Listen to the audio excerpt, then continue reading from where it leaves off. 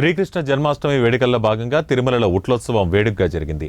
శ్రీవారి ఆలయంలో గోకులాష్టమి ఆస్థానం నిర్వహించిన మరుసటి రోజు ఉట్లోత్సవాన్ని నిర్వహించడం ఆనవాయితీగా వస్తోంది. ఇందులో భాగంగా మలయప్ప స్వామి బంగారు తిరుచుపై, కృష్ణస్వామి మరో తిరుచుపై తిరుమాడ వీధుల్లో ఊరేగి భక్తులకు దర్శనమిచ్చారు.